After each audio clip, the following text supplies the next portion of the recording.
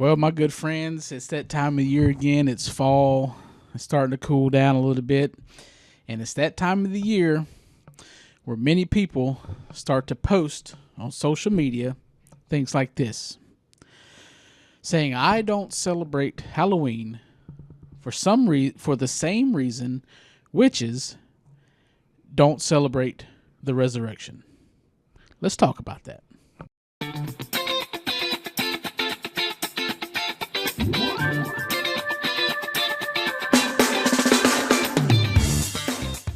So,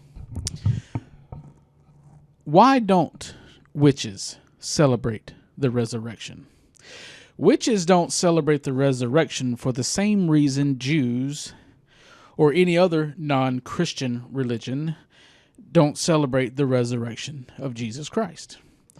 These witches, and I'm assuming they're referring to witches that practice forms of neo-paganism like Wicca, do not celebrate the resurrection of Jesus Christ because their spiritual or theological framework is fundamentally different from Christians. Some Christians distance themselves from Halloween because of its pagan roots, viewing Halloween as occult or spiritually dangerous, citing occult associations, including the holiday's modern imagery of witches, ghosts, and demons, often seen as glorifying darkness, fear, or evil. Applying New Testament verses such as 1 Thessalonians 5:22, which says, abstain from all appearance of evil, and Ephesians 5:11, and have no fellowship with the unfruitful works of darkness, but rather reprove them. Now, as a faithful Christian, I appreciate these verses and recognize their validity when applied appropriately. But what's the problem here? People who post comments like this are saying, if you celebrate Halloween, Christians included, you are engaging in a practice that is fundamentally different from the traditional Christian theological framework. A statement like this must require some unpacking for fellow Christians, especially the many Christians who participate in some way or another Halloween. My experience with people, especially with pastors who post things like this, and my problem is that people post these very dogmatic quotes and avoid open inquiry.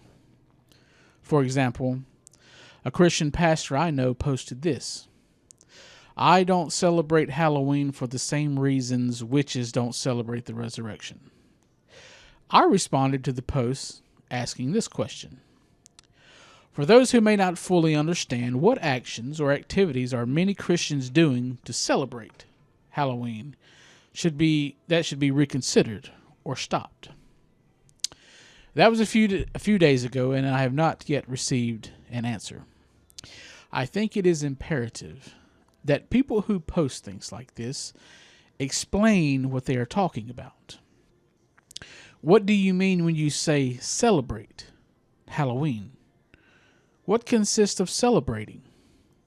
What exactly do you mean? What is celebrating Halloween?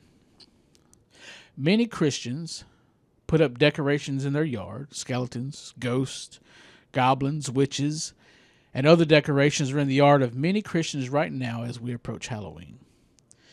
Many Christians take their young kids trick-or-treating, and many Christian churches will have a trunk-or-treat activity in their parking lots where families decorate their vehicles with spooky decorations. Are these activities considered celebrating as you denounced? Many of you Christians who are listening to me now are among the many faithful Christians who observe or celebrate Halloween in your own way, with no intention of doing or celebrating evil or wrongdoing. In fact, What you have done, whether you realize it or not, is that your Christian life and traditions has taken a pagan-rooted celebration and removed the evil from it. Isn't that what Christianity is supposed to do? Isn't that what the Lord and the redeeming gospel and his redeeming and the redeeming sacrifice of Jesus Christ supposed to do with everything? The facts are, as a Christian, you are far more likely to open the door to demonic influence or spiritual deception when you turn your TV or internet on in your house, as opposed to participating in Halloween. But what's happening here? Why do some Christians and pastors post stuff like this targeting you, fellow Christians?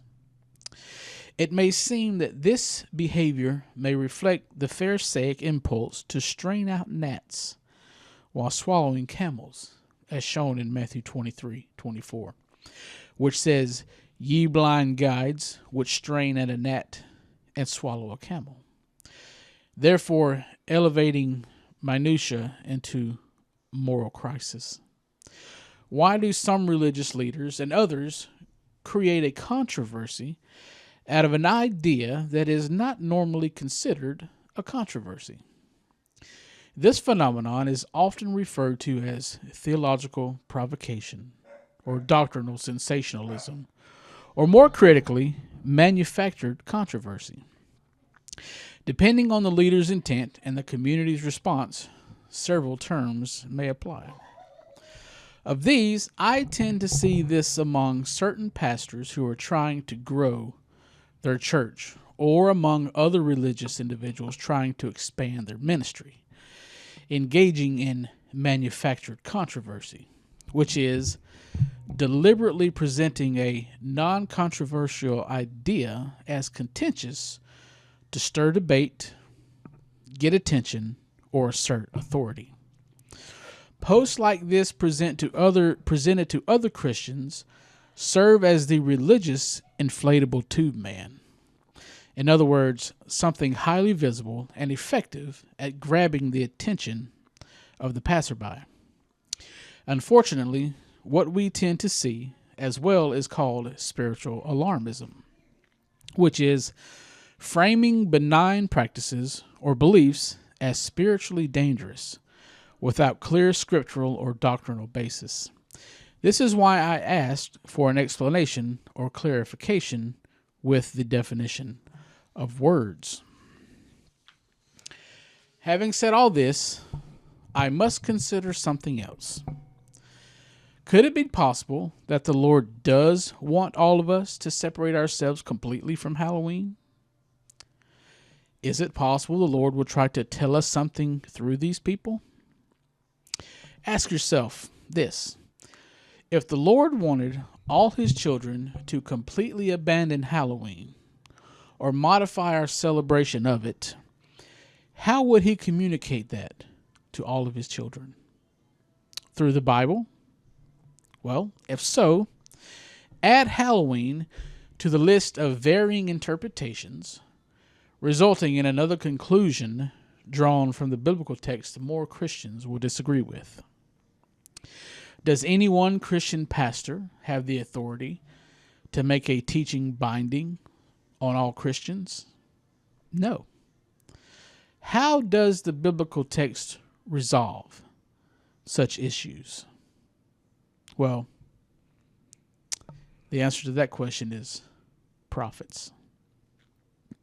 And what an interesting and extremely biblical concept. Prophets. What if God called a real prophet today? What if? Maybe he did. See you next time.